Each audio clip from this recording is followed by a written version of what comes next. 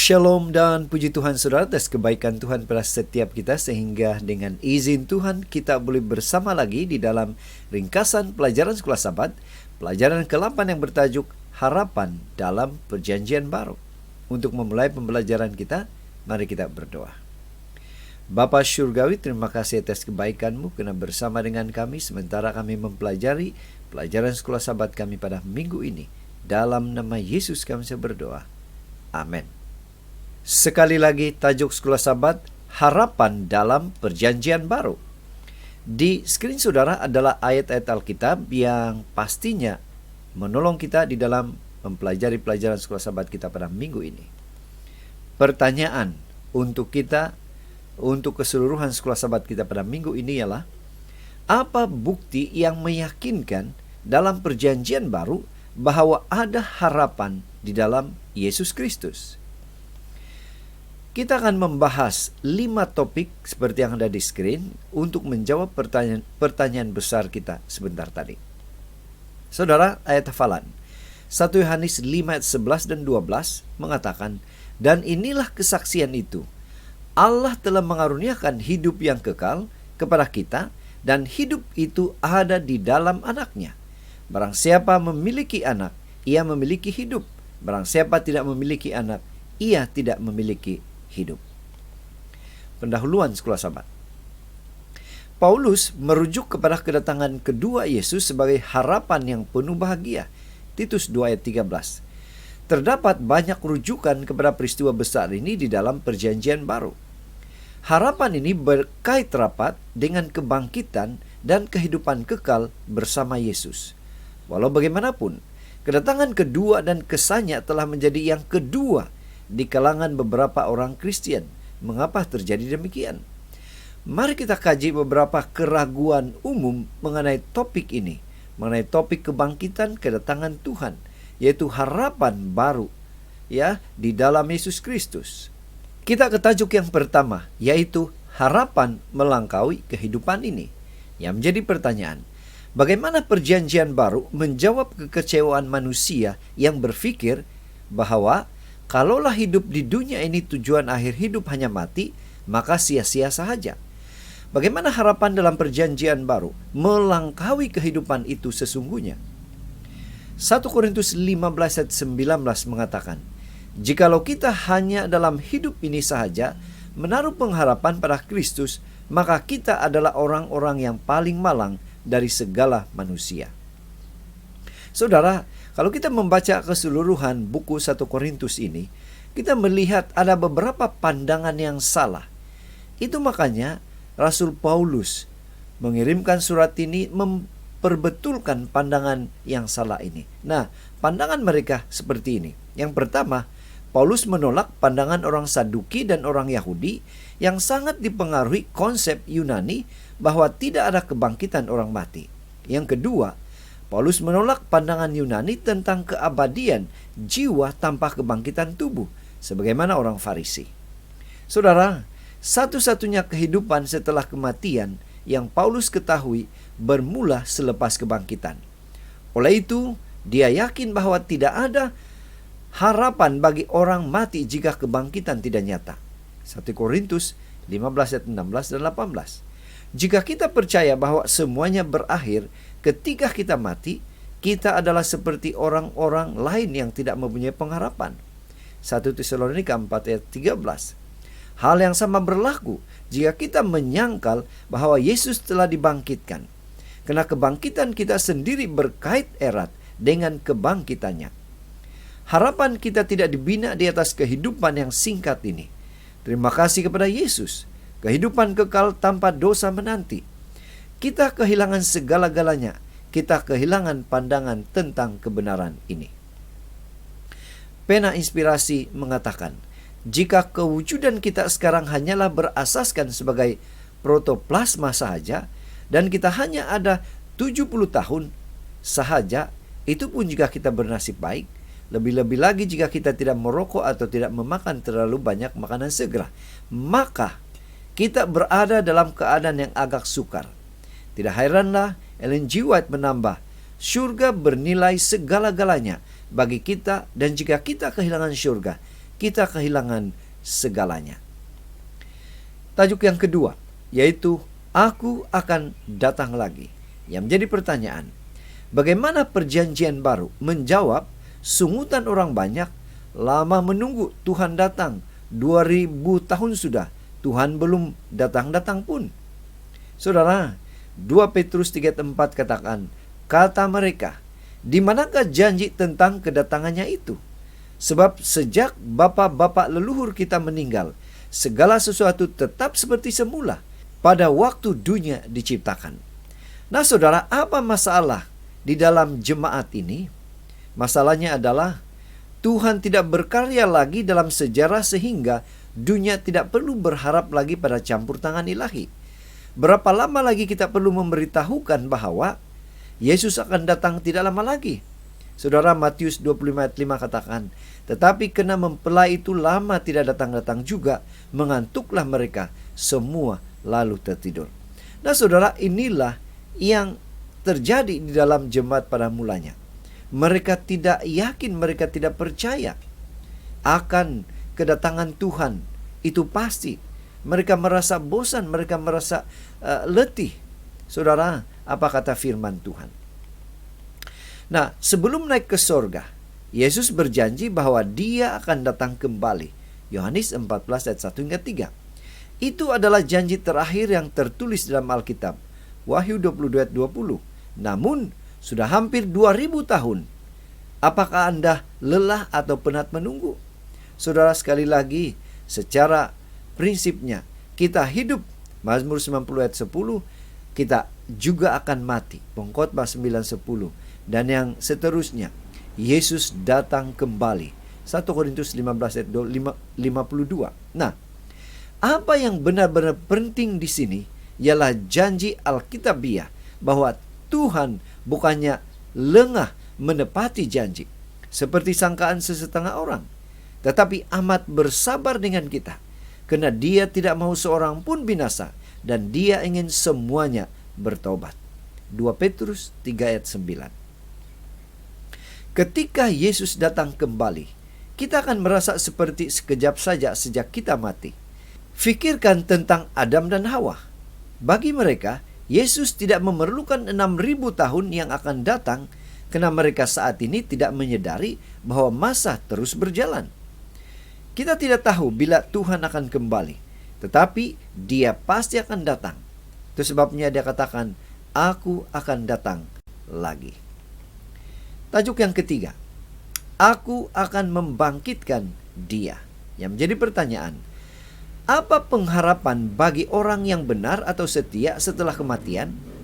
Bagaimanakah Yesus mengaitkan kurnia kehidupan kekal dengan kebangkitan terakhir bagi orang yang benar? Saudara, Yohanes 6 ayat 54 katakan, Barang siapa makan dagingku dan minum darahku, ia mempunyai hidup yang kekal, dan aku akan membangkitkan dia pada akhir zaman. Saudara, apa yang menjadi masalah di sini ialah mereka salah mengerti konsep kehidupan kekal.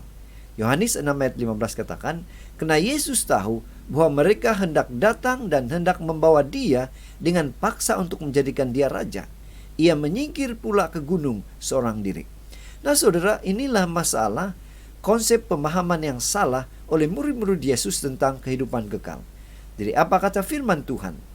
Yesus menekankan 3 konsep asas berkenaan dengan kehidupan kekal di sinagog, yaitu di Kapernaum. Yang pertama, Tuhan atau Yesus memperkenalkan dirinya sebagai roti hidup yang telah turun dari sorga dan memberi hidup kepada dunia. Yohanes 6, 33, 58.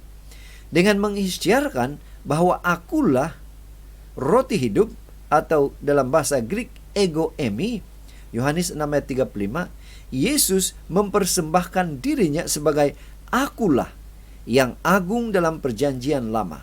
Keluaran 3 ayat 14. Yang kedua, Yesus menjelaskan bahwa kehidupan kekal mendapat jaminan di dalam Dia atau Tuhan atau Yesus.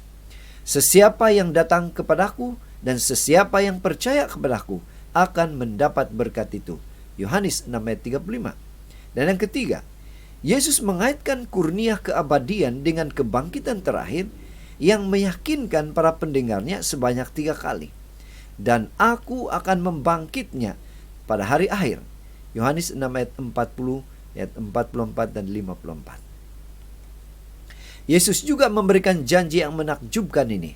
Ia katakan, sesungguhnya aku berkata kepadamu, orang yang percaya mendapat hidup yang kekal. Yohanes 6 ayat 47. Jadi, kurnia kehidupan kekal sudah pun menjadi satu realiti masa kini. Tetapi ini tidak bermakna bahwa orang percaya tidak akan pernah mati. Karena ungkapan membangkitkannya dalam Yohanes 6 ayat 40 menunjukkan seseorang yang akan hidup kembali selepas seseorang itu telah mati. Tanpa Kristus, seseorang tidak mempunyai hidup yang kekal atau abadi. Keabadian adalah suatu pemberian yang diberikan kepada mereka yang mengambil roti itu hari ini. Yohanes 6 ayat 51. Tajuk yang keempat, pada waktu sangkakala berbunyi. Apa yang terjadi pada waktu sangkakala Tuhan berbunyi? Apakah kita perlu dibangkitkan? 1 Tesalonika 4 ayat 13 katakan, selanjutnya kami tidak mau, saudara-saudara, bahwa kamu tidak mengetahui tentang mereka yang meninggal, supaya kamu jangan berduka cita seperti orang-orang lain yang tidak mempunyai pengharapan. Saudara, apa masalah di jemaat Tesalonika ini? Ini berkenaan dengan orang mati.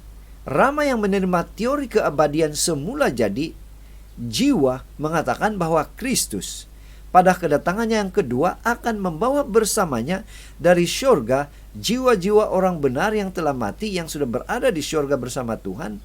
Oleh itu, roh-roh itu boleh disatukan semula dengan badan masing-masing yang dibangkitkan kelak.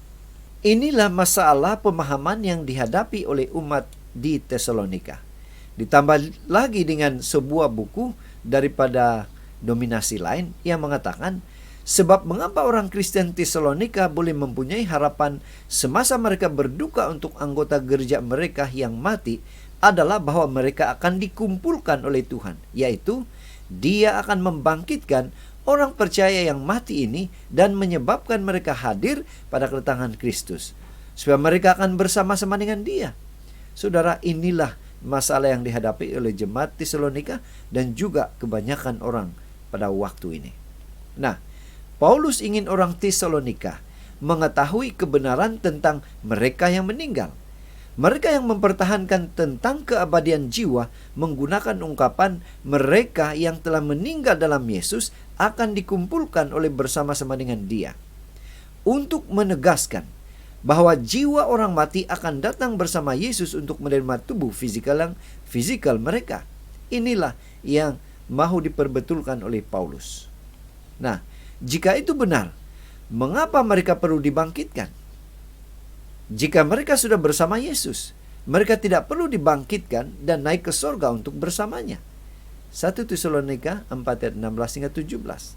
Saudara, harapan kebangkitan akan menjadi sia-sia jika mereka yang telah meninggal sudah hidup bersama Yesus. Penghiburan kita ada di dalam kebangkitan. Tajuk yang kelima, pertemuan abadi. Yang menjadi pertanyaan, apakah kita akan diangkat secara rahasia ke sorga? Matius 24 ayat 40 katakan, pada waktu itu kalau ada 2 orang di ladang, yang seorang akan dibawa dan yang lain akan ditinggalkan. Saudara, apa masalah yang timbul di sini?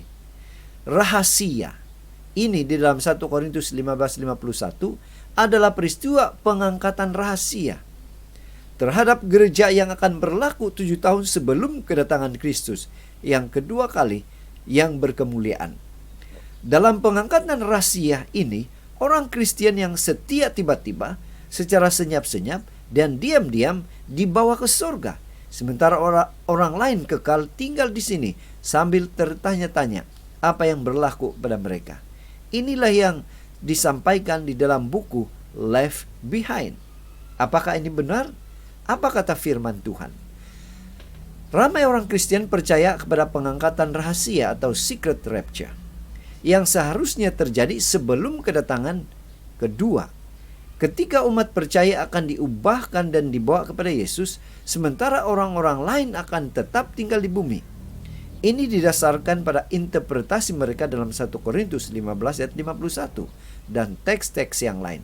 Namun, Paulus sangat jelas tentang bila orang-orang mati dan orang-orang kudus yang hidup akan diubahkan.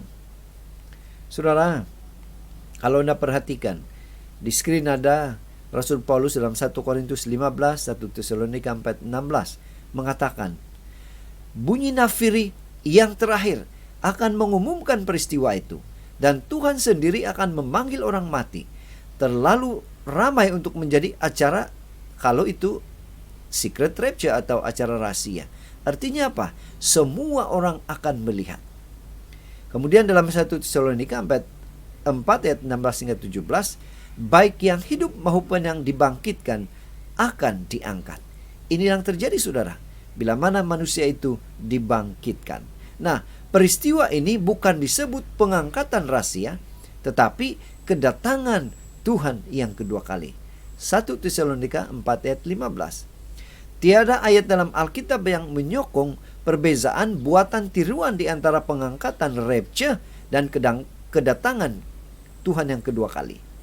Rahasia yang Paulus maksudkan hanyalah transformasi bagi orang benar yang hidup untuk bergabung dengan orang benar yang dibangkitkan pada kedatangan Kristus yang kedua kali.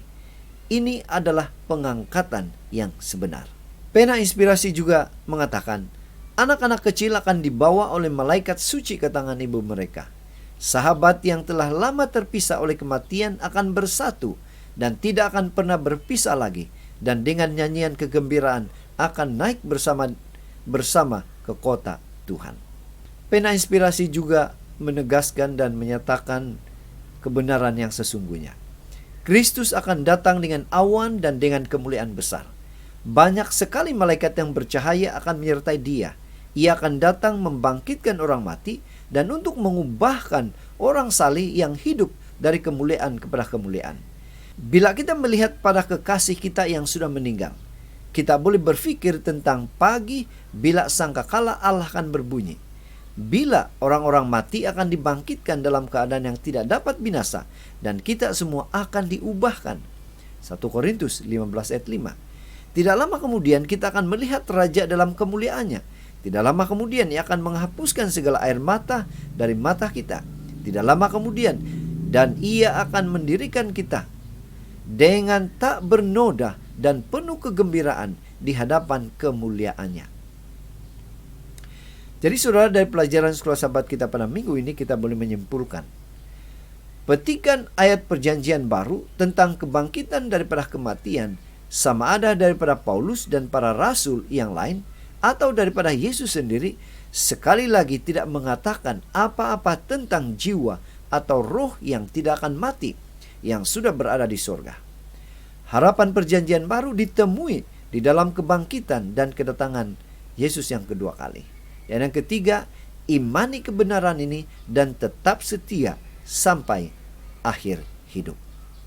Jadi saudara, sampai di sini ringkasan pelajaran Sekolah Sabat kita pada minggu ini. Semoga ini boleh membantu kita di dalam pelajari pelajaran Sekolah Sabat kita. Tuhan memberkati kita. Mari kita berdoa. Bapa Surgawi, terima kasih atas kebaikan-Mu karena bersama dengan kami sementara kami mempelajari pelajaran Sekolah Sabat kami. Dalam nama Yesus kami berdoa. Amin.